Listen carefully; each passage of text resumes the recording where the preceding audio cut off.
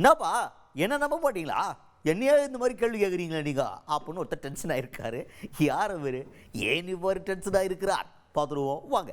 அமைச்சர் KN நேரு அவர்கள் இப்போ தூய்மை பணியாளர்கள்லாம் போராட்டம் நடத்திட்டு இருக்கிறாங்க 12வது நாளாக. இப்போ எல்லாருமே வைக்கப்படுற குற்றச்சாட்டு என்னன்னா, துறையின் அமைச்சர் வந்தாரா, போராட்ட காலத்துக்கு வந்தாராங்க அப்படின்னு நாக்கு மேலே பல்ல போட்டு எதிர்க்கட்சி தரப்புலேருந்து கேள்வியெல்லாம் கேட்குறாங்க. அதே கேள்வி இவர்கிட்ட போய் கேட்டார். யார், அமைச்சர் நேரு அவர்கள் தான் நேரில் போனோம். அவர்கிட்ட போய் கேட்டா, தம்பி போனேன் தம்பி, 4 நாள் போய் அட்டன் பண்ணிருக்கீங்க போராட்டத்தை, போயிட்டு அவங்கள்ட்ட பேசிக்கிட்டு இருக்கான். முதல்வர் சொல்லிட்டாரு, அட்வைஸ் போட்டார், கரெக்டாக எந்த பிரச்சனையும் இல்லை, நம்ம ஆளுங்களுக்கு என்னென்ன தேவையோ நம்மளால் என்ன பண்ண முடியுமோ பண்ணிடணும் அப்படின்னு சொல்லியிருக்காருன்னு சொன்னால் நம்ம ஆளுங்க நம்புற மாதிரி இல்லை.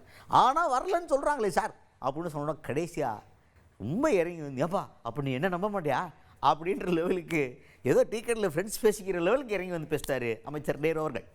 துறை அமைச்சர் இல்லைங்க, துறை அமைச்சர் நானும் போனேன், 4 நாள் போயிருக்கேன், 4 நாளும் பேசியிருக்கோம். கிட்டத்தட்ட 300 பேர் திருப்பி வேலைக்கு வந்திருக்கிறாங்க. அவங்களோட தொடர்ந்து பேசிக்கிட்டு இருக்கோம். நீதிமன்றத்தில் வழக்கு இருக்கிற காரணத்தால் அந்த வழக்கை பிடிச்சிட்டு அவங்க வரேன்னு சொல்லியிருக்கிறாங்க. நேற்று கூட எல்லா இடத்துலையும் பேசிட்டு தான் வந்திருக்கோம். தலைவர் முதலமைச்சர் அதை சுமூகமா தீர்க்கறதுக்கு எல்லா ஏற்பாடும் செய்து, வட மாநில தொழிலாளர்களை துப்புரவு பணியாளர் இறக்க போறதா அதெல்லாம் ஒண்ணும் இல்லைங்க, அதெல்லாம் ஒண்ணும் இல்லை. நம்ம மாநில தொழிலாளர்கள் எல்லாம் தொழிலாளர்லாம் நம்ம ஆள்கள், அவர்கள் கேட்கிறாங்க, கேட்கிற பிரச்சனை எது முடியுமோ அதை செய்து கொடுத்து குடிக்க சொல்லி முதலமைச்சர் சொல்லியிருக்காங்க. துப்புரவு பணியாளர் என்பது நாடு முழுவதும் பிரச்சனை, அது தலைவர் பார்த்து முடிவெடுப்போம், நாங்கள் பார்த்து முடிவெடுப்போம். இவங்க சொல்றது மாதிரி ஒரே நாளில் செய்யற காரியம் இல்லை, கொஞ்ச நாள் கால அவகாசம் வேண்டும். துப்புரவு தொழிலாளர் அடுத்த ஆளில் நம்ம தொழிலாளிகள், அது அவங்களோட தான் நாங்கள் பேசிக்கிட்டு இருக்கோம். அவங்களுக்கு தேவையானதை செய்து தர சொல்லி நிச்சயமா முதலமைச்சர் சொல்லியிருக்காரு. பேச்சுவார்த்தையில முடிவு செய்யப்படும். தூய்மை பணியாளர் பேச்சுவார்த்தை நடத்த இப்ப அமைச்சர் நீங்க வரணும்னு சொல்லி அங்க சொல்றாங்க. ஏங்க 4 தடவை போயிட்டு வந்தா, நேத்து கூட அங்கதாங்க இருந்துட்டு வரேன்.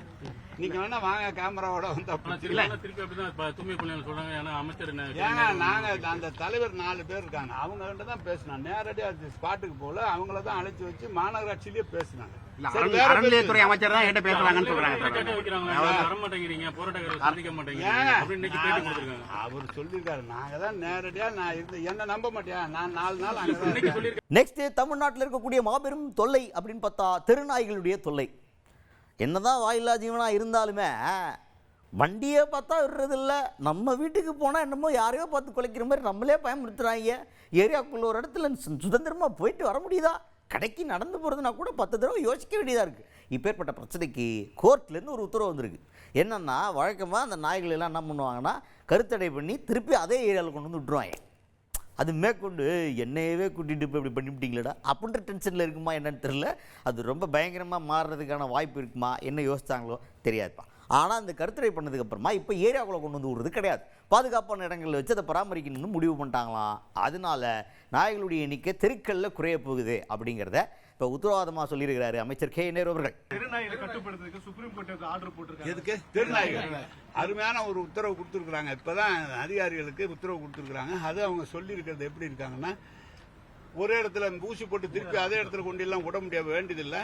இதை போய் அந்த விலங்கியல் ஆதரவாளர்கள் இருந்தால் நடவடிக்கை எடுப்போம்னு சொல்லியிருக்காங்க. அதனால நாய்களுடைய தடுப்பூசி போட்டு அவங்களுடைய அறுவை சிகிச்சை செய்து நாய்களை ஒரு இடத்துல பாதுகாப்பாக வைக்க வேண்டும் உத்தரவு சொல்லியிருக்கு. அந்த ஆர்டர் காப்பி வந்த உடனே மாநகராட்சியில் அதை செயல்படுத்தப்படும். தமிழ்நாடு முழுவதும் செயல்படுத்துவோம். இது பெரிய பிரச்சனைங்க, இது எங்களுக்கு இப்பதான் கொஞ்சம் வாய்ப்பு கிடைச்சிருக்கு. அதான் அதுக்கடுத்து இன்னொரு முக்கியமான மேட்டர் பற்றி பேசியிருக்காரு. ரொம்ப ரொம்ப அதான் என்ன ஏதுன்னு அண்ணன் சொல்கிறத நீங்கள் கரெக்டாக புரிஞ்சுக்கிட்டீங்கன்னா நீங்கள் பெரியார், புரியுதா இல்லையன்றதை பாருங்க. இப்போ நானும் செஞ்சோமே, அதுக்கு ஒரு பாராட்டு நீங்க சொல்லுங்க.